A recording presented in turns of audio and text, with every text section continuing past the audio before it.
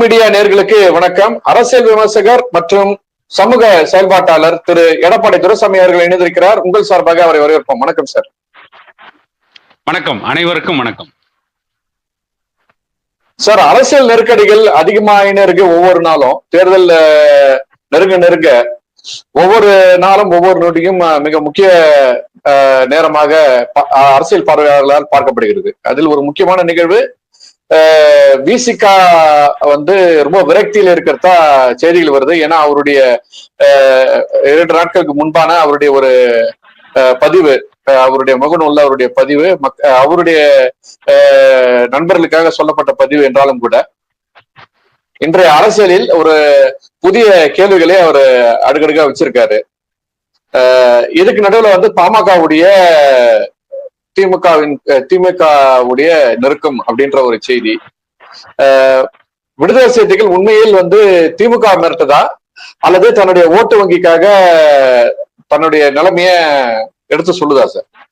Sir, அதாவது பாமகவை பொறுத்தவரை விடுதலை சிறுத்தைகள் கட்சியுடைய பொதுச் செயலாளர் திருமாவளவனுக்கு வன்னிய இளைஞர் பெருவிழா மாநாடு மகாபலிபுரத்தில் நடைபெறுகின்ற மே 11ஆம் தேதி நடைபெறுகிற மாநாட்டுக்கு அழைப்பு கொடுத்திருக்காங்க. திருமாவளவனுக்கு, வேல்முருகனுக்கு, சீமானுக்கு, இன்னும் பல அரசியல் கட்சி தலைவர்களுக்கு அழைப்பு கொடுத்திருக்காங்க. மற்ற சமுதாயத்தை சார்ந்தவர்களுக்கும் அழைப்பு கொடுத்திருக்காங்க. இதை வைத்து இன்னைக்கு ஒரு பெரிய பேசு பொருளா ஊடகங்கள் பேசிட்டு இருக்காங்க. திருமாவளவன் வன்னியர் சங்க மாநாட்டில் கலந்துக்க மாட்டாரா நமக்கு தெரியாது. டாக்டர் ஐயா கிட்டயோ அல்லது அன்புமணி ராமதாஸ் அவர்களிடமோ ஏதாவது பேசினாரா அதுவும் நமக்கு தெரியாது. ஆனா ஊடகங்கள் இன்னைக்கு அதை ஒரு பெரிய பேசு பொருளாக்கிட்டு இருக்காங்க. இந்த ஊடகங்கள் அது எப்படிப்பட்ட ஊடகங்கள்னு கேட்டீங்கன்னா, இப்ப ஊடகங்கள் ஒரு கருத்து கணிப்பு நடத்துறாங்க. பல ஊடகங்கள் என்ன கருத்து கணிப்புன்னு கேட்டீங்கன்னா, தமிழ்நாட்டில் உங்களுடைய வாக்கு எந்த கட்சிக்கு போடுவீங்க அல்லது எந்த கூட்டணிக்கு போடுவீங்கன்னா, திமுக, அதிமுக, அதுக்கடுத்து நாம் தமிழர் கட்சி, அப்புறம் நேற்று வந்த நடிகர் விஜய், தாவேகா, காங்கிரஸ், பிஜேபி. பாமக இவங்களுக்கு அப்ப கண்ணுக்கே தெரியாது. இந்த ஊடகங்களுக்கு பாமக கூட என்னன்னு போட்டிருப்பான், இதர கட்சிகள் அல்லது மற்றவை அப்படின்னு தான் போட்டிருப்பான். இந்த ஊடகங்களுக்கு அப்ப கண்ணுக்கு தெரியாது. ஆனா பாமக ஏதோ ஒரு அரசியல் நடவடிக்கையில் ஈடுபட்டா அப்ப மட்டும் பாமகவை பற்றி எல்லா ஊடகங்களும் பேசுவாங்க. ஏன்னா அப்பதான் இவங்களுடைய ஊடக வியாபாரம் நடக்கும். இப்ப திருமாவளவனுக்கு அழைப்பு கொடுத்த ஒரு பெரிய பேசு பொருளா பேசிட்டு இருக்கிற இந்த ஊடகங்கள் கருத்து கணிப்பு நடத்துவதாக செய்தி வெளியிடுகின்ற பொழுது, அது சம்பந்தமாக சில பதிவுகளை ஊடகங்கள் வெளியிடுகின்ற பொழுது, அப்ப இந்த பாமகன்னு ஒரு கட்சியே அவங்க கண்ணுக்கு தெரியாது. பாமகவில் டாக்டர் ஐயா ஏதாவது சொல்லிட்டார், அன்புமணி ஏதாவது சொல்லிட்டார் அப்படின்னா அடுத்த நிமிஷம் பாத்தீங்கன்னா அத்தனை ஊடகங்களும் அதான் பேசுவாங்க. பாண்டிச்சேரியில் நடந்த பொதுக்குழுவில் இருந்து சில வாரங்களுக்கு முன்பு டாக்டர் ஐயா எடுத்த அந்த நடவடிக்கை, இதை பத்தி மட்டும் ஊடகங்கள் எவ்வளவு பேசினாங்க. ஆனா பாமக நடத்திய போராட்டங்களை பத்தி இந்த ஊடகங்கள் பேசியிருக்காங்களா? திருவண்ணாமலையில் நடந்த உழவர் பேர் இயக்க மாநாட்டில் 43 தீர்மானங்களை போட்டமே, அதை பத்தி எந்த ஊடகமாவது பேசியிருக்காங்களா? சோழ மண்டல மாநாடு கும்பகோணத்தில் நடத்தணுமே, அந்த கும்பகோணத்தில் நடைபெற்ற சோழ மண்டல மாநாட்டில் எத்தனை சமூக தலைவர்கள் ஜாதிக்கு அப்பாற்பட்டு கலந்து கொண்டு அவருடைய கருத்துக்கள்லாம் சொன்னாங்களே, அதெல்லாம் இந்த ஊடகங்கள் பேசினாங்களா? இல்ல. பாமகக்கு எதிராக பேசுறதுன்னா ஊடகங்கள்லாம் வேகமா வருவாங்க. அது ஒரு பக்கம். சரி, அப்படியே திருமாவளவன் வன்னியர் சங்கத்துடைய மாநாட்டில் கலந்துக்கிட்டா கூட ஏன் ஊடகங்கள் இவ்வளவு அங்கலாய்க்கிறாங்க? ஒரு இருவரும் சமுதாயங்கள் இணைஞ்சு செயல்பட்டா இவங்களுக்கு என்ன அவ்வளவு சங்கடமா இருக்கு? ஏன்னா இந்த இருவரும் சமுதாயங்கள் இணைஞ்சு செயல்பட ஆரம்பிச்சாங்கன்னா இந்த 2 சமூகங்களை ஏமாத்திட்டு இருக்காங்கல்ல. இந்த 2 சமூகங்களை ஏமாற்றி ஏற்றம் பெற்ற அந்த ஆதிக்க சக்திகளுக்கு பேராபத்தான் முடியும். அதனாலதான் இன்னைக்கு ஊடகங்களே பெருமளவு அந்த ஆதிக்க சக்திகள் கையில தான் இருக்கு. அதனாலதான் இந்த பிரச்சனையை மிகப்பெரிய பேசு பொருளாக்கிட்டு இருக்காங்க. இல்ல சார், அந்த கட்சியினுடைய துணை பொதுச் செயலாளர்கள் ஒருவரான சங்கத்தமிழன் இன்னைக்கு கூட 2 வலைவலி நிறுவனத்துக்கு செவி கொடுக்கும் போது இந்த செய்தியை சொல்றாரு. விடுதலை சிறுத்தைகள் கட்சியை பொறுத்தவரை ஒரு விடயத்தில் தெளிவாக இருக்கின்றன. அது என்னவென்றால், பாஜக பாமக இருக்கின்ற கூட்டணிக்கு விடுதலை சிறுத்தைகள் கட்சி சேராது, அது நாங்க தெளிவா இருக்கோம் அப்படின்னு இன்னைக்கு நடந்த ஒரு இன்டர்வியூ கூட அவர் சொல்லியிருக்காரு, ஒரு செவில கூட சொல்லியிருக்காரு. சேர வேண்டாம், சேர வேண்டாம். உங்களை யார் சேர சொல்லி கூப்பிட்டாங்க? உங்களை பந்தியிலேயே உட்கார வேணாங்கிற ஏன் இல ஓட்டன்னு இருக்கிறீங்க? பாமக விடுதலை சிறுத்தைகள் கட்சி கூட்டணி கூப்பிட்டுச்சா? நாங்க போற கூட்டணி நீங்க வாங்கன்னு கூப்பிட்டோமா? இல்லையே. நீங்களே அங்களா வச்சுக்கிறீங்க. அது உயர பறக்கும் பருந்தை பார்த்து கன்றும் பறந்தால் கால்தான் ஓடியும் நான் கண்ணதாசன். நாங்க உயர பறந்துகிட்டு இருக்கோம். ஒரு பெரிய மாநாட்டுக்கான திட்டத்தை, அதற்கான தயாரிப்பு வேலையில் நாங்க இருக்கிறோம். பாட்டாளி மக்கள் கட்சி 30 லட்சம் பேருக்கு அதிகமாக அந்த மாநாட்டில் கூட்டுவது என்று ஒரு தீர்மானத்தோடு செயல்பட்டு இருக்கிறோம். நாங்க இவங்களை ஒரு பொருட்டாவே நினைக்கலையே. சங்கத்தமிழனையோ விடுதலை சிறுத்தைகள் கட்சியோ எல்லாருக்கும் அழைப்பு கொடுத்தா, திருமாவளவனுக்கு அழைப்பு கொடுத்தோம், அவ்வளவுதானே. ஏன்னா நாங்க யாருக்கு எதிரிகள் இல்லைன்னு காட்டுறதுக்காக கொடுத்தோம். எங்களுக்கு எதிரிகள் சமூக நீதிக்கு எதிராக யார் இருக்காங்களோ அவங்க தான் எங்களுக்கு எதிரிகள். ஒடுக்கப்பட்ட மக்களுக்கு எதிராக எந்த ஆதிக்க சக்திகள் இருக்குதோ அவங்க எங்களுக்கு எதிரிகள். சாராயத்தையும் மதுபானத்தையும் கொடுத்து இந்த மக்களை சீரழிக்கின்ற சக்திகள் நமக்கு எதிரிகள். கஞ்சா வித்து இளைஞர்களை மாணவர்களை சீரழிக்கின்ற சக்திகள் நமக்கு எதிரிகள். மற்றபடி எங்களுடைய எதிரிகள் யாருன்னு தீர்மானிச்சுக்கிட்டு தான் நாங்க சண்டை போட்டுட்டு இருக்கிறோம். இவங்க எதிரியை எந்த அடிப்படையில தீர்மானிச்சாங்க? பாமக இருக்கிற கூட்டணியில இருக்க மாட்டேன்னு சொன்னீங்கன்னா நீங்க எந்த அடிப்படையில பாமகவை எதிரியா தீர்மானிச்சீங்க? பாமக சமூக நீதிக்கு எதிரான கட்சியா? அம்பேத்கரியத்துக்கு எதிரான கட்சியா? பெரியாரியத்துக்கு எதிரான கட்சியா? என்ன சொல்றீங்க? பாரதிய ஜனதா கட்சியோடு பாமக கூட்டணி வைக்குது, ஆகவே நாங்க போட்டியிட மாட்டோங்கிறீங்க. நாம என்ன கேட்கிறோம்? முதல்ல பாரதிய ஜனதா கட்சியோடு கலைஞர் கருணாநிதி கூட்டணி வச்சப்ப அந்த கூட்டணியில இதே திருமாவளவன் தானே இருந்தாரு. பாரதிய ஜனதா கட்சியோடு நீங்க கூட்டணியை வைக்கலையா? வச்சிங்கல்ல. அப்புறம் என்ன திடீர்னு மனித புனிதர் வேஷம்? பாமக கூட வந்து நீங்க கூட்டணி வைக்க மாட்டோம், பாமக இருக்கிற அந்த கூட்டணியில் நாங்க இருக்க மாட்டோம்னு சொல்றதுக்கு என்ன சரியான காரணம்? என்ன சித்தாந்த ரீதியா வந்து நீங்க பாமக கிட்ட வேறுபாட கண்டீங்க? அம்பேத்கருக்கு எதிராக இருக்கிறோமா? இடஒதுக்கீடு வேணான்னு சொல்றோமா? அல்லது ஒரு சில இயக்கங்கள் சொல்வதை போல தாழ்த்தப்பட்ட சமூகத்திற்கு இடஒதுக்கீடு ரத்து செய்யணும்னு சொல்றோமா? அகில பாரத சத்திரிய மகாசபான்னு ஒரு அமைப்பு தாழ்த்தப்பட்ட சமூகத்திற்கு இடஒதுக்கீடு ரத்து செய்யணும். அந்த அந்த அமைப்பினுடைய தலைவர் ராஜா நரசிம்மன் சொல்லுவாரு, அது இந்திய சட்ட பிரிவுல ஆர்டிகல் ஏதோ சொல்லுவார். ஆர்டிகல் நமக்கு அந்த அளவுக்கு தெரியல. ஏதோ ஒரு ஆர்டிகல், ஒரு சட்ட பிரிவை சுட்டி காட்டி குறிப்பிட்ட வருடத்துக்கு மேல தாழ்த்தப்பட்டவங்களுக்கு இடஒதுக்கீடு இருக்கக்கூடாதுன்னு சொல்லி இருக்கு சட்டம். ஆகவே அந்த சட்டத்தை உடனே அமுல்படுத்தி தாழ்த்தப்பட்டவர்களுக்கு இருக்க இடஒதுக்கீடு ரத்து செய்யணும்னு வன்னியர் சமூக இளைஞர்கள் மத்தியில போய் பிரச்சாரம் பண்ணுவார். நாங்க அப்படி எதையும் பண்ணலையே. தாழ்த்தப்பட்ட சமூகத்திற்கு எடுக்கிற இடஒதுக்கீட்டை உயர்த்தி கொடுக்கும் தான் பாட்டாளி மக்கள் கட்சியும் டாக்டர் ஐயாவும் இன்னைக்கும் போராடிட்டு இருக்காங்க. அப்படிங்கிறப்ப வந்து நீங்க எங்களை ஏன் மக்கள் மத்தியில தனிமைப்படுத்த நினைக்கிறீங்க? நீங்க தனிமைப்படுத்த நினைக்கிறேன்னு என்ன காரணம்? நீங்க திராவிட கட்சிகளை தூக்கி பிடிப்பதற்காக வட தமிழகத்தில் இருக்கின்ற தலித் சமூகமும் வன்னியர் சமூகமும் ஒன்றாக இணைந்து விடக் கூடாதுங்கிறதுல சங்கத்தமிழன் போன்றவர்கள் உறுதியா இருக்காங்க. அவ்வளவுதான், வேற ஒண்ணும் கிடையாது. இன்னொன்னு, இவர்கள் கையில் எடுத்துக் கொள்கிற இன்னொரு விவகாரம் என்னன்னு கேட்டீங்கன்னா, இந்த நாடக காதல். நாம படிக்கிற காலத்துல காதலிக்கவே கூடாதுன்னு சொல்றோம். படிக்கிற காலத்துல என்ன வேலை? படிக்க வேண்டியதுதானே வேலை.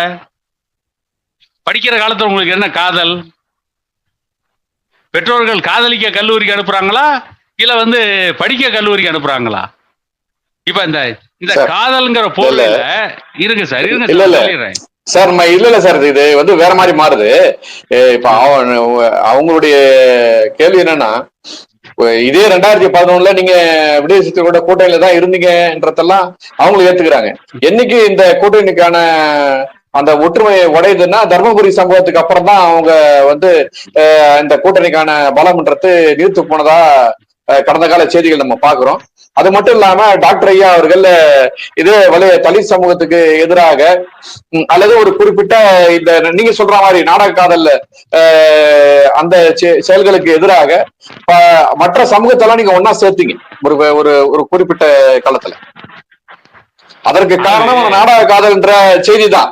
அந்த மாதிரி சேர்த்தனுடைய அந்த வழிதான் அவங்க வந்து இன்னும் அந்த மாதிரி எடுத்துட்டு போகுதுன்ற மாதிரி தான் அதை பாக்குறாங்க. நாம என்ன கேக்குறோம், அதாவது அங்க நடந்த அந்த திவ்யா இளவரசன் காதல் விவகாரம், அதனால் ஏற்பட்ட விரும்பத்தகாத சம்பவங்கள், அந்த பிரச்சனை எப்ப பெருசாச்சு? திவ்யா இளவரசன் காதல் திருமணம் பண்ணிட்டாங்க. அது நாடக காதல் திருமணமா இல்ல நல்ல காதல் திருமணமா, அந்த விவாதத்துக்கு அப்புறம் வருவோம். அந்த திவ்யாவுடைய தந்தை அந்த வழியில போகும்போது அவங்க தந்தையை கேலியும் கிண்டலும் பண்ணது யாரு சார்? தன்னுடைய சொந்த சாதியிலேயே நம்ம இந்த இதுக்கு வருவோம் சார். நீங்க அந்த வரலாற்று செய்தி போவாதீங்க. இப்ப நம்ம அதை பேசி பிரயோஜனம் இல்ல. அது புது ஒரு சர்ச்சையை கிரியேட் பண்ண போகுது சார். அதனால வேணாம், நம்ம இந்த விஷயம் பேசுவோம். இல்ல அதுல இன்னொரு சின்ன விவாதத்தை மட்டும், அதுல இன்னும் ஒரு சின்ன விஷயம் மட்டும் சொல்லிடுறேன். அதாவது இளவரசன் மரணத்தை வந்து கொலைன்னு சொல்லி பேசின எத்தனையோ இயக்கங்கள் இருக்குது. ஆனா அந்த திவ்யா என்கின்ற அந்த பெண்ணுடைய தந்தை தற்கொலை பண்ணிட்டாரு, அத பாட்டாளி மக்கள் கட்சியை தவிர வேற எந்த இயக்கமாவது பேசியிருக்கா? வேற யாரும் இன்னைக்கு வரைக்கும் பேசல. அப்ப இளவரசன் மட்டும்தான் உயிர், அந்த திவ்யாவுடைய தந்தை என்ன மயிரா? இதுதான் நாம கேட்கிறோம். இன்னொரு விஷயத்தை நான் தெளிவுபடுத்துறேன். எந்த இடத்திலும் தலித் சமூகத்திற்கு எதிராக ஒரு இயக்கத்தை டாக்டர் ஐயா கட்டல, ஒரு இயக்கத்தை உருவாக்கல. இயக்கத்தை உருவாக்கியது பெண்கள் பாதுகாப்புக்கான இயக்கம். அது தலித் சமூகத்தில் இருக்கிற பெண்களுக்கு சேர்த்துதான். அதை திட்டமிட்டு இவங்க மக்கள் மத்தியில பொய் பிரச்சாரம் பண்ணிட்டு இருக்காங்க. தலித் சமூகத்திலே இருக்கின்ற ஒருத்தர், தலித் சமூகத்துல ஒரு பெண்ணை பெற்ற தந்தை, அந்த சமூகத்துல இருக்கிற ஒரு குடிகாரனுக்கோ கூத்தியா வச்சுட்டு இருக்கவனுக்கோ ஒரு கெட்ட பழக்கங்கள் இருக்கவனுக்கோ பிக் பாக்கெட்டுக்கோ திருடனுக்கோ ஒரு பொண்ணை கொடுப்பாங்களா? அதே சமூகத்துல அந்த பெண்ணை கல்யாணம் பண்ணிக்கின்னா அவன்கிட்ட ஒழுக்கம் இருக்குன்னு அந்த தந்தை எதிர்பார்ப்பாங்களா? எதிர்பார்க்க மாட்டாங்களா? கண்டிப்பா எதிர்பார்ப்பாங்க. அதை மற்ற சமூகத்தை எதிர்பார்க்கறது நீங்க குறைன்னு சொல்றீங்க, அதை குற்றம் சொல்றீங்கன்னா அதற்கு எதிராக நாங்க களமாட வேண்டியிருக்குல்ல. அதுதானே அன்னைக்கு செஞ்சோம். நீங்க அதை குற்றம்னு சொல்லிட்டீங்கன்னா அப்ப என்ன அர்த்தம்? உங்களுடைய எண்ணம், உங்களுடைய செயல், உங்களுடைய சிந்தனை எல்லாம் வேறு திசையை நோக்கி இருக்கிறது. அம்பேத்கரியத்தை நிறைவேற்ற வேண்டும், பெரியாரியத்தை பாதுகாக்க வேண்டும், சமூக நீதி அனைத்து சமூகங்களுக்கும் வர வேண்டும் நினைச்சிருந்தீங்கன்னா நீங்க தனிப்பட்ட விருப்பு வெறுப்புகளின் அடிப்படையில் ஒரு இயக்கத்தை கட்டமைக்க மாட்டீங்க, ஒரு இயக்கத்தை கூட்டணி அமைக்க மாட்டீங்க. உங்களுக்கு தனிப்பட்ட விருப்பு வெறுப்புகள், உங்களுடைய சுயநலம் மட்டும் மேல் நோக்கி இருக்கிறது. அந்த சுயநலம் மட்டும்தான் அவங்களுக்கு தலையாய கடமையா தெரியுது. அதனாலதான் பாமக இருக்கிற கூட்டணியில இருக்க மாட்டோம் அப்படின்னு வேண்டுமென்றே வந்து தன்னுடைய தவறை நியாயப்படுத்துவதற்கு பழியை பாட்டாளி மக்கள் கட்சி மேல போட்டுட்டு இருக்காங்க. அவ்வளவுதான். இது அவங்களுடைய சீட்டுக்கான பேரமா நீங்க பாக்கலையா? சீட்டுக்கு தான் பேரம். யார் இல்லைன்னு சொன்னா? நாம ஏற்கனவே பேசுறோம். அவங்க சீட்டுக்காக பேரம் பேசிட்டு இருக்காங்க. திமுக கூட்டணி விட்டு அவர்கள் வெளியே வர முடியாத நிலைமையில மாட்டிக்கிட்டு இருக்காங்க. ஏன்னு கேட்டீங்கன்னா திமுக ஆட்சி கடந்த 4 வருடமா ஆதரிச்சிட்டாங்க. கடைசி நேரத்துல போய் திமுக ஆட்சி சரியில்லைன்னா என்ன சொல்லுவாங்க மக்கள்? அப்ப இவனால எது கூட இருந்தீங்க? அவங்க அடிச்ச கொள்ளையில பங்கு போட்டுக்கிட்டீங்களா அப்படின்னு மக்கள் திருப்பி கேட்பாங்களா இல்லையா? மக்கள் கேட்கறாங்களே இல்ல, நாம கேட்போம். பங்கு போட்டாங்களா? ஆமா கேட்போம். நாளைக்கு திமுக கூட்டணி விட்டு வெளியே வந்தாங்கன்னா திமுக கூட்டணி விட்டு அவங்க குறை சொல்லும் போது நாம கேட்போமா கேட்க மாட்டோமா? நாம கேட்போம், மக்கள் கேட்பாங்க, இன்னும் பல அரசியல் இயக்கங்கள் கேட்கும். ஆனா திமுக கூட்டணி விட்டு இப்ப வெளியே வர முடியாத சூழ்நிலையில மாட்டிட்டு முடிக்கிறாங்க. அதனாலதான் என்ன பண்றாங்க, ஏதாவது ஒரு வழியில திமுகவுக்கு நெருக்கடி கொடுத்து சீட்டு அதிகமா வாங்கணும். சென்ற தேர்தலே வந்து பல கோடிக்கணக்கான ரூபாய் விடுதலை சிறுத்தைகள் கட்சிக்கும் கம்யூனிஸ்ட் கட்சிக்கும் திமுகவினர் வந்து கை மாறியது என்று ஆதாரபூர்வமா சொல்லியிருக்காங்க. அதை அவங்களே ஒத்துக்கிட்டு இருக்கிறாங்க. அந்த மாதிரி இந்த தேர்தலுக்கு பல கோடிக்கணக்கான ரூபாய் அவர்களுக்கு கை மாறும். அதற்கான பேரத்துல அவங்க ஈடுபட்டு இருக்காங்க.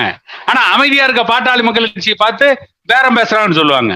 ஏன்னா இவங்க பேரம் பேசுறது வெளியே தெரியக்கூடாது இல்ல. இவங்க எல்லாம் கூட்டணி பேச்சுவார்த்தை நடத்தினா கூட்டணி பேச்சுவார்த்தை ஆதாரமற்ற செய்தி நம்ம சொல்ல தேவையில்லை. ஆனா திமுக ஏற்கனவே வந்து இது சொல்லியிருக்கு. திமுக வந்து அவங்க சொல்லி இருக்குது, இந்திய கம்யூனிஸ்டுக்கு எவ்வளவு கொடுத்துக்கிறோம், மார்க்சிஸ்டுக்கு எவ்வளவு கொடுத்துருக்கோம்லாம் அது வந்து வெட்ட வெளிச்சமா வந்தது. அதாவது திமுக சொன்னா தெரியல, அப்ப வந்து செய்திகள் அது மாதிரி சொன்னது. சோ அதனாலதான் வந்து இந்த கடந்த 4 வருஷமா கம்யூனிஸ்ட் கட்சிகள் அமைதியா இருக்காங்க அப்படின்ற மாதிரியான செய்தி எல்லாம் உழவுது. அது எவ்வளவு தூரம் உண்மைன்னு தெரியல. நம்ம உண்மைக்கு ஆதாரமற்ற செய்திகளை நம்ம பகிர்வதை விட இல்ல சார், திமுக சொன்ன பின்னால அதை வந்து அவங்க மறுத்திருந்தா ரைட்டு, இது வரைக்கும் மறுக்கலையே. சார் அப்ப இதே திமுக கூட பாமக கூட தான் கூட்டணி இருந்தது, அப்ப அதுவும் வாங்கிருக்கும் நீங்க திமுக நம்புறீங்களா? கொடுத்தன ஒத்துக்கிறீங்களா? கொடுத்தன அவங்க சொல்லியிருக்காங்களா? திமுக கொடுத்தன அவங்க சொல்லியிருக்காங்களா? திமுகவுல சரி. இருக்கிறவங்க, திமுக நிர்வாகிகள் நாங்க பாமகவுக்கு பணம் கொடுத்த சொல்லியிருக்காங்களா? நீ கேளுங்க திமுக காரர்கிட்ட போய், நீங்க பாட்டாளி கட்சி கூட்டணி வச்சீங்களா, பணம் கொடுத்தீங்களான்னு கேளுங்க. நாங்கெல்லாம் கொடுக்க மாட்டோம், அண்ணா திமுக வாங்கினான்னு தான் சொல்லுவாங்க. சொல்லுங்க பாப்போம். இல்ல அண்ணா திமுக கிட்ட வாங்கிருக்கீங்களா? அது அவங்க சொல்லுவாங்க. அண்ணா திமுக போய் கேளுங்க, நாங்கெல்லாம் கொடுக்கல, அவங்க திமுக கூட்டணி வச்சா பணம் வாங்கினாங்க அப்படிம்பாங்க. ஏன்னா அதனால இதுல இன்னொரு வேடிக்கை என்னன்னு கேட்டீங்கன்னா, இவங்க யாரும் ஒண்ணு பெரிய மிட்டா மிராசுகள் குட்டி குபேரர்கள் கிடையாது. இவங்களுக்கு எல்லாம் கொடுக்கறதுக்கு பணம் எங்க இருந்து வந்துச்சு? அந்த கேள்வி தமிழ்நாட்டு மக்கள் கேட்காதனால இவங்க இஷ்டத்துக்கு கதை விட்டுட்டு இருக்கிறாங்க. சர்க்காரியா கமிஷன், ரே கமிஷன், பால் கமிஷன் யார் மேல வந்துச்சு? கலைஞர் கருணாநிதி மேலதான் வந்துச்சு. இவங்க என்ன பண்ணுவாங்க, அன்புமணி ராமதாஸ் மீது வழக்கு இருக்கிறது, அந்த வழக்கிற்கு பயந்து கொண்டுதான் பிஜேபி கூட கூட்டணி வைக்கிறாங்க. அதனாலதான் வந்து அன்புமணி வந்து பிஜேபி கூட இணக்கமா இருக்காரு. செந்தில் பாலாஜி மேல இல்லாத வழக்கு, பொன்முடி மேல இல்லாத வழக்கு, KN நேரு மேல இல்லாத வழக்கு, துரைமுருகன் மேல இல்லாத வழக்கு, ஜெகத் ரட்சகன் மேல இல்லாத வழக்கு அன்புமணி மேல இருக்குதா? நாங்க பிஜேபி பார்த்து பயந்துக்கு போறோமா? உலகமாக ஊழல் வழக்கெல்லாம் வச்சுக்கிட்டு இவங்களே வந்து பிஜேபி கூட ரகசிய கூட்டணி வச்சுக்கிட்டு இவங்க வந்து இவர்களுடைய குற்றம் வெளியே தெரிந்து விடக் கூடாது என்பதற்காக அன்புமணி மேல வழக்கு இருக்குது, அதனால பயந்துக்கிறாங்க. எவ்வளவு பெரிய மோசமான பித்தலாட்ட பிரச்சாரத்தை திமுக தொடர்ந்து பண்ணிட்டு இருக்கு சார். அவ்வளவு ஊழல் இருக்கக்கூடிய கட்சி அல்லது ஆட்சி திமுகவுடையது அப்படின்னா, பல்வேறு நாட்களாக தொடர்ந்து வரக்கூடிய வதந்தி என்னன்னா, பாமக திமுகவுடைய கூட்டணிக்கு நெருங்கி கொண்டிருக்கிறது அப்படின்ற ஒரு செய்தி வருது. அப்ப இல்லன்னு நீங்க மறுக்க வேண்டியதானே? நீங்க ஏன் அமைதியா இருக்கீங்க? ஸ்டாலின் மறுத்துட்டாரு. ஸ்டாலின் சொல்லிட்டாரு. அதுக்கு பின்னாடி நாமளும் சொல்லணும்னு அவசியம் இல்லையே சார். ஊழல்ல திளைச்சு போயிருக்கக்கூடிய ஒரு கட்சி வந்து திமுகன்னு சொல்லிட்டு இன்னைக்கு தமிழக மக்கள் எல்லாருக்கும் தெரியுதுன்ற வெட்ட வெளிச்சமான ஒரு செய்திக்கு அவங்க வந்து மறுக்கிறாங்க. நீங்க இதெல்லாம் வந்து ஆதாரமற்ற செய்தின்னு சொல்லிட்டு அவங்கள முந்திக்குன்னு நீங்களே சார் சொல்லிருக்கணும். ஆமா அதான் சொல்லிருக்கணும். நாங்க ஏன்பா அந்த ஊழல் கட்சியோட சேர போறோம்? இல்ல அப்படியே ஒரு உண்மைனா கூட சார், நான் வந்து ஒரு ஊடகம் நான் கேக்குறேன். பாமக வந்து மக்களுடைய கருத்தை அவங்க எதிர்பார்க்கறாங்களா இல்லையா சார்? மக்களுடைய கருத்து மையப்படுத்தி கூட்டணி சேர்றாங்களா இல்லையா? ஏன்னா கடந்த 4 ஆண்டுகள்ல கொஞ்சம் ஊழல் கிடையாது, அவ்வளவு ஊழல் பண்ணிருக்கத்தான் பல்வேறு செய்திகள் தினமலர் போன்ற செய்தி நாளிதழெல்லாம் வந்துகிட்டே இருக்கு.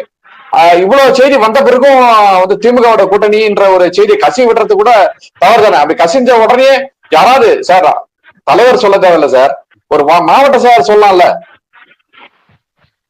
இதை யார் கிளப்பி விட்டாங்க சார்? யாரா இருக்கட்டும் சார். இல்ல இல்லைங்க சார், திமுக கூட பாமக கூட்டணி பேசுது அப்படின்ற செய்தியை சொன்னது யார்? முதல்ல ரவீந்திரன் துரைசாமி என்ன சொன்னார்னா, இல்லாத பல குற்றச்சாட்டுகளை பாமகவின் மேல பல முறை கூறியிருக்காரு. இவங்க வந்து திமுகவோட கூட்டணி வைக்கிற ஆப்ஷனையும் பாமக வச்சிருக்குது அப்படின்னு ரவீந்திரன் துரைசாமி சொன்னாரு. ரவீந்திரன் துரைசாமிக்கு எந்த காலத்திலையும் பாமக தலைமை தானாக வந்து பதில் சொல்ல அவர் இல்லாத குற்றச்சாட்டுலாம் கூறிட்டு இருக்காரு. அப்பதான் தனக்கு வந்து ஊடகத்துல ஒரு பெரிய எதிர்காலம் இருக்கும் அப்படின்னு வாய் வியாபாரம் நடத்த ரவீந்திரன் துரைசாமியை வந்து இந்த மதன் ரவிச்சந்திரன் நடத்திய சிங் ஆபரேஷன்ல கனையாளி வாங்கினவங்க இவங்க எப்படிப்பட்ட ஊடகவியலாளர்கள்? இவங்க காசு கொடுக்கிற பக்கம் பேசக்கூடிய ரவீந்திரன்லாம் ஒரு பொருட்டா நினைச்சு பதில் சொல்லுன்னு எதிர்பார்க்குறீங்களா? நாளைக்கு திடீர்னு வந்து பாகிஸ்தான் கூட கூட்டணியும் பாரு, அதுக்கு நான் மறுப்பு சொல்லிட்டு உட்காந்துருக்கணுமா? திமுக கூட கூட்டணி இல்லைன்னு ஏற்கனவே தெல்ல தெளிவா தெரியும். இது வரைக்கும் யாரு கூட கூட்டணி பேசலங்கிறதும் தெரியும்.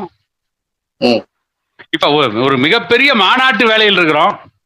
அந்த மாநாட்டு வேலையை சீர்குலைக்கணுங்கிறத வேண்டுமென்றே திட்டமிட்டு திமுக கூட கூட்டணின்னு ஒரு பொருளை கிளப்பிட்டு இருக்காங்க. அப்படியாவது அந்த மாநாட்டுக்கு வர கூட்டத்தை குறைக்க முடியுமா? வெவ்வேறு ஏதோ பிளான் போட்டாங்க, எதுவும் நடக்கல. இதுக்கு முன்ன மரக்காணத்துல திட்டமிட்டு ஒரு கலவரத்தை உருவாக்குனாங்க. இன்னைக்கு என்னாச்சு? அந்த கலவரத்தில் ஈடுபட்டவங்க யார்? கலவரத்துக்கு காரணமானவங்க யார்? ஜெயில கம்பி என்றது யார்? பாமகவா, வன்னியர் சமூகத்தை சார்ந்தவர்களா? இந்த உண்மைகள் நாளடைவுல வெளிவரும். திமுக கூட கூட்டணி நாங்க வைக்க போறது இல்ல அப்படின்னு தெளிவா இப்ப சொல்லணும்னு அவசியம் ஏதாவது இருக்கா? இல்லையே. அப்ப யார் கூட கூட்டணி வைக்க போறீங்க அப்படின்னா அது முடிவு பண்ண பின்னால அறிவிப்போம். தாவேகா பேசுனாங்க பாமக கூட, அடுத்த நாள் நாளைக்கு சொல்லுவாங்க காங்கிரஸ் கட்சி பேசி பாமக கூட. இதே ஊடகங்கள் என்ன சொல்லுது? தாவேகா வந்து பாமக கூட பேசினான்னு சொல்லுது. அத தாவேகா மறுக்கல. தாவேகா விசிகா கூட பேசினான்னு சொல்லுது, அத அவங்க மறுக்கல. தாவேகா காங்கிரஸ் கூட பேசினான்னு சொல்லுது, அத அவங்க மறுக்கல. இப்படி யாருமே வந்து மறுக்காத பொழுது, எல்லாரும் அமைதி காக்குன்ற பொழுது பாமக மட்டும் முந்திட்டு வந்து மறுக்கணும்னு ஏன் நீங்க எதிர்பார்க்கறீங்க? ஏன் சார், ஒரு ஆளுங்கட்சியினுடைய தலைவர் அவர் வந்து சொல்றாரு அதெல்லாம் வந்து இல்ல அப்படின்னு சொல்லிட்டு, அப்படின்ற பட்சத்துல ஒரு அரசியல் ஒரு ஒரு காலத்துல 3வது பெரிய கட்சியா இருந்தது பாமக. இன்னைக்கு அவங்கள பத்தி தான் விமர்சனம் தான் இன்னைக்கு விக்கிறாங்க. இப்போ 3வது பெரிய கட்சி தான் பாமக.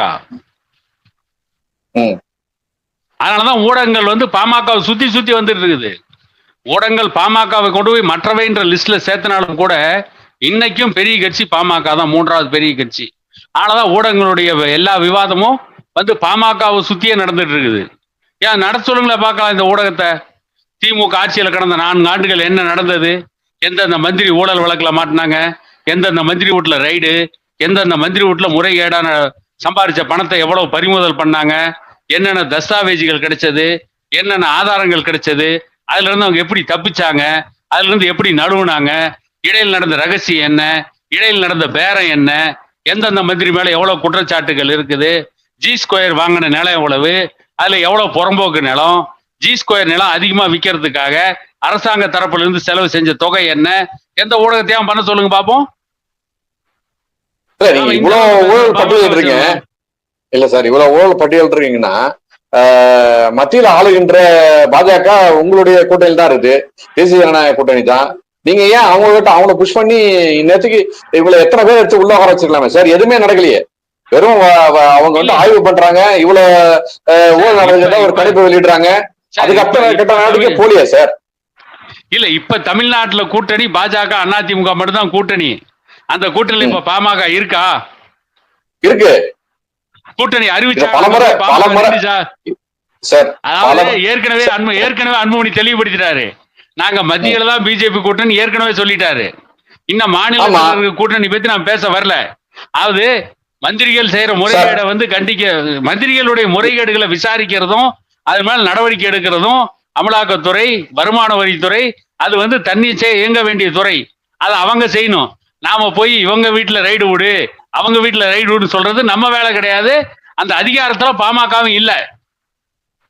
நாம சொன்ன உடனே பாரதிய ஜனதா கட்சி உடனே இல்ல சார், நாம சொன்ன உடனே பாரதிய ஜனதா கட்சி உடனே வந்து அவங்க மேல போய் நடவடிக்கை எடுத்துருமா? எடுக்காதா? தெரியாது. ஆட்சியில் நடைபெறுகின்ற முறைகேடுகளை மக்கள் மத்தியில கொண்டு போய் சேர்த்துறதா ஒரு எதிர்கட்சியுடைய தலையாய கடமை. அத பாமக சிறப்பா செஞ்சிட்டு இருக்குது. ஆனா அதை செய்ய வேண்டிய ஊடகங்கள் செய்யல. ஏன்னா பிரதான எதிர்கட்சி அதிமுக. இல்ல நான் இதுல கருத்து முரண்படுறேன். நீங்க எப்படி இதை எடுத்து போறீங்கன்னு தெரியல. இது சென்ற அதிமுக ஆட்சி காலத்துல அதிமுக அமைச்சர்கள் செஞ்ச ஊழல்கள் சொல்லிட்டு கவர்னர் கிட்ட போய் பக்கம் பக்கமா மனு கொடுத்தவரு அந்த கட்சியினுடைய தலைவர் டாக்டர் அன்புமணி. ஆனா இன்னைக்கு வந்து இதே மாதிரி அதை விட பல மடங்கு ஊழல் நடக்கிறத செய்திகள் வருகின்றன. இன்னைக்கு இதுவரையும் ஒரு முறை கூட எத்தனை கொடுக்கலையா சார்? கவர்னர் கிட்ட போய் பார்க்கலையே. இல்ல சார், ஓட்டு மட்டும் அதிமுகவுக்கும் திமுகவுக்கும் மாத்தி போடுவீங்க. ஆனா சண்டை போடுறது பாமக மட்டுமே சண்டை போடணும். மத்தவங்க சண்டை போட மாட்டாங்க.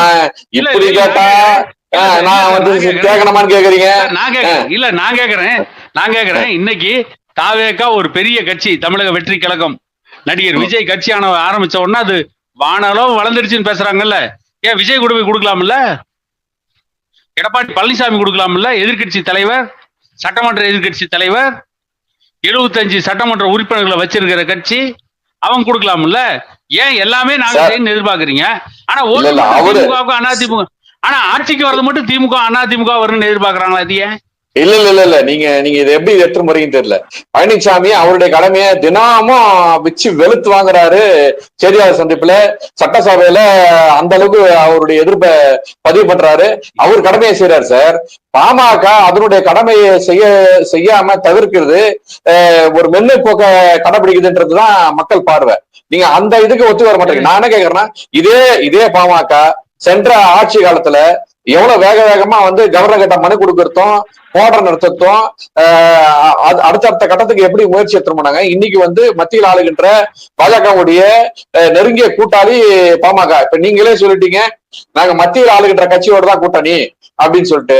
அவ்வளவு பெரிய கூட்டணியில ஒரு சிறிய அழுத்தம் கூட கொடுக்காம நீங்க அமைதி காக்குறீங்களே, அப்போ நீங்க வந்து ஆளுங்கட்சிக்கு சாதகமா போறீங்கன்னு சார் அர்த்தம். சார் எனக்கு அதுக்கு சரியான பதில உங்ககிட்ட வரலையே. இல்ல சார், எடப்பாடி பழனிசாமி ஆட்சி நடக்கும் போது சேலம் டு சென்னை 8 வழி சாலைக்கு எதிராக வழக்கு போட்டு அந்த வழக்குல இன்னைக்கு பாட்டாளி மக்கள் கட்சி வென்று காட்டியிருக்கோம். எடப்பாடி பழனிசாமி கூட கூட்டணி வச்சுட்டாங்கிறதுனால அந்த வழக்கை நாங்க வாபஸ் வாங்கலையே. கருணாநிதி இந்திரா காந்தி காலில் விழுந்து காவிரி நதிநீர் சம்பந்தமான வழக்கை வாபஸ் வாங்கிட்டு காவிரி நதியில இருந்த நம்மளுடைய உரிமையை கர்நாடகாவுக்கு விட்டு கொடுத்துட்டு வந்தாங்களா? அது மாதிரி எதையும் விட்டு கொடுக்கலையே. பாமக தன்னுடைய அடிப்படை கொள்கை சித்தாந்தத்துல எந்த சமரசமும் பண்ணிக்கல. எடப்பாடி பழனிசாமி மேல குற்றச்சாட்டு சொன்னோம், சொல்லாம இல்ல. ஆனா எப்ப கூட்டணி வச்சோம்? வன்னியர்களுக்கு 10.5 இடஒதுக்கீடு கொடுத்த பின்னாலதான் கூட்டணி வச்சோம். அதுக்கு முன்ன 2019 கூட்டணி வச்சோம். ஏன்? குறைந்தபட்ச செயல் திட்டத்தின் அடிப்படையில் கூட்டணி வச்சோம்.